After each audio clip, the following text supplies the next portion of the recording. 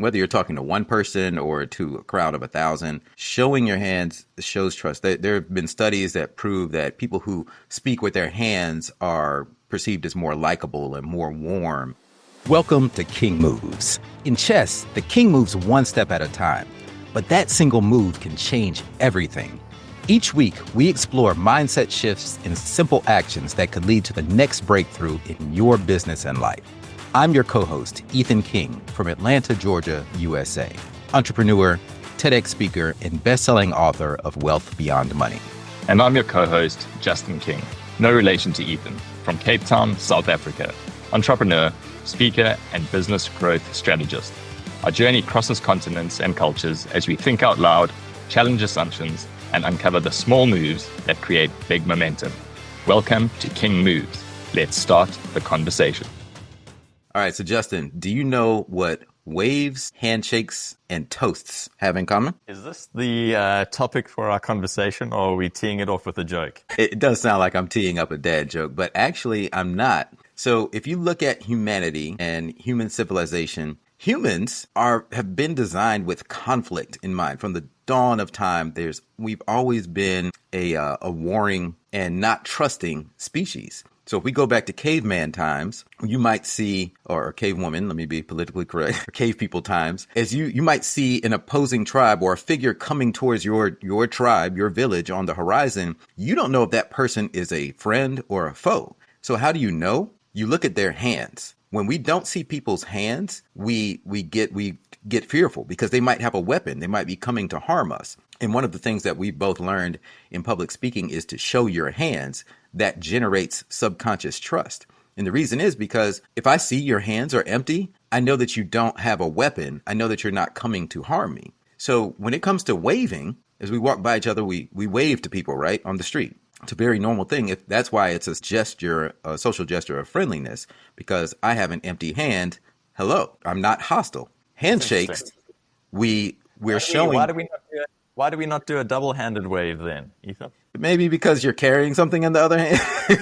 If we're all walking around empty-handed, we're not getting much done as a society. That's my guess. But handshakes, with the warring, if two enemies are coming to each other and they've had a truce and they want to show that my hand is empty and you clasp hands, I think we've all heard that that's where the handshake originated from, to show that I mean no harm, I mean peace. And toasts. So did you know, I learned this recently on my trip to Italy last year. The origin of toasting glasses when we celebrate and get together, it was because humans, we would sit down at a table together and there may be some trust issues there. Imagine there may be someone who's trying to secretly poison you at that table if you have a bunch of, let's say, royalty, kings and queens from different countries together. And to show that that no one poisoned each other, we must all clink our mugs together with hard force, forcing everybody's drink to spill over into the other person's drink.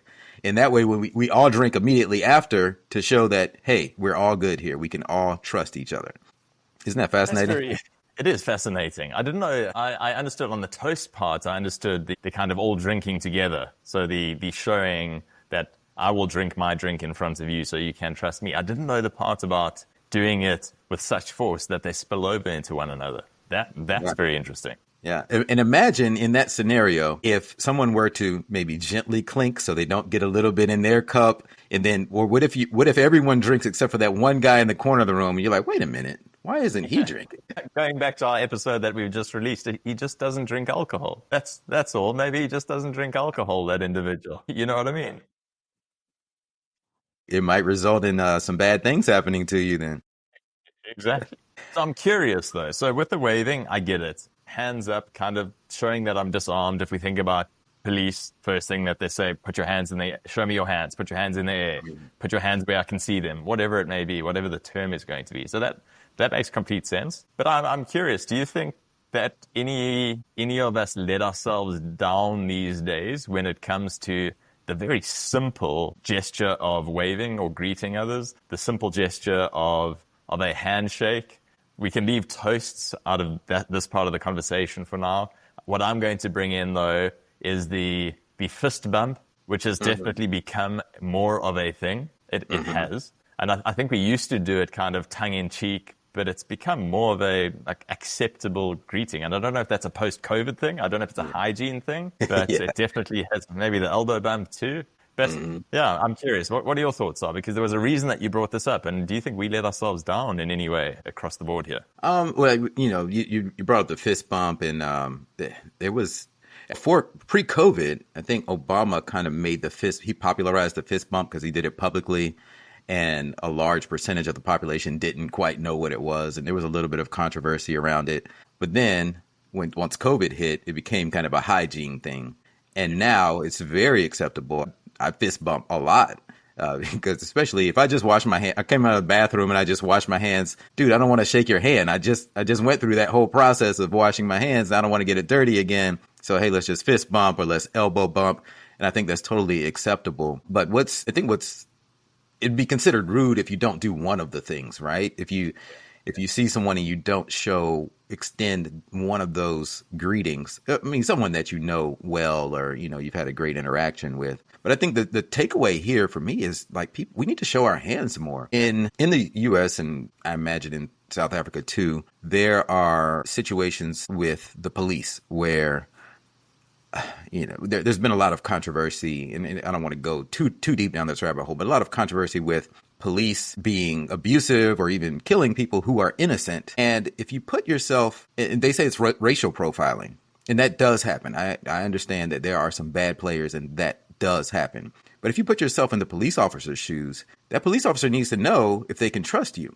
So if you take the same person, regardless of race, if you're walking down the street at night and you see a guy in, let's say, a hoodie pulled up, you can't see his eyes, and his hands are in the hoodie, you don't know his intention. So your subconscious automatically is kind of on guard because you're like, wait a minute, can't see this person's hands. Maybe I can't see their eyes. I don't know if they're coming to hurt me, regardless of skin color, right? And if it's that same person and they could be out for a jog or something, and you see that. That's why when I'm jogging, I'm always waving at people, and they see my headphones. You have these little clues like, okay, this dude, he means no harm. He's just minding his business. But I always wave and let people know I'm a friendly. So and I try to tell this to my kids, like it's you want to send the right social subconscious signals and show your hands, show those trust signals. Yeah. I like that. And that's obviously a very serious scenario to be in when we're speaking about disarming yourself from being a potential threat to a police officer.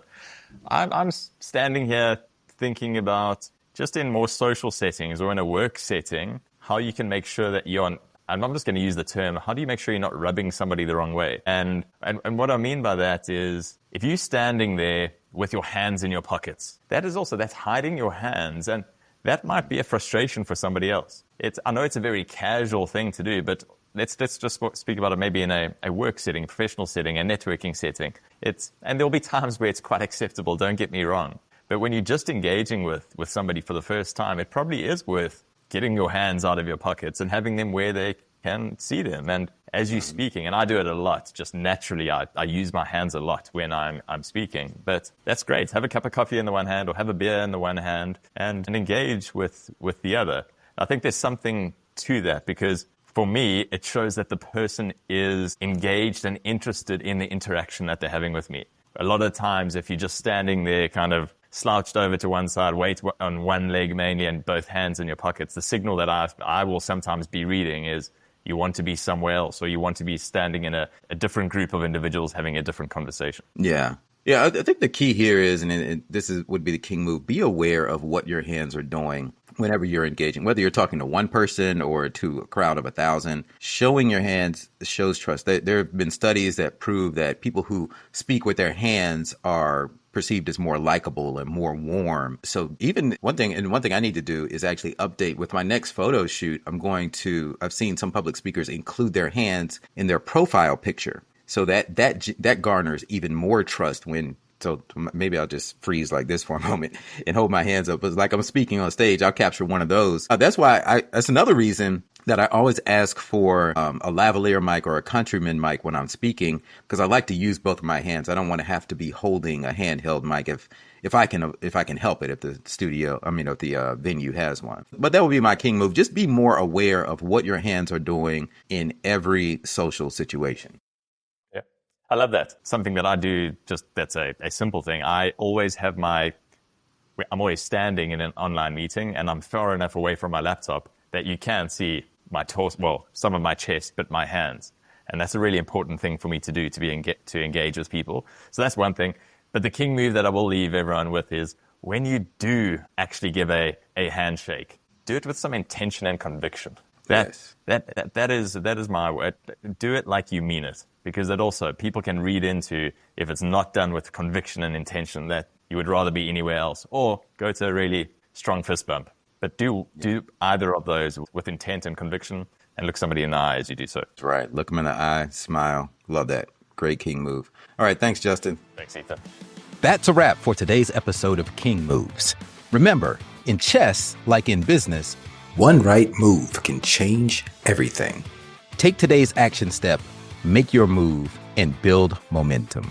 If you found value in today's episode, share it with someone who's ready for their next breakthrough, and don't forget to subscribe so you never miss our weekly conversations. Until next time.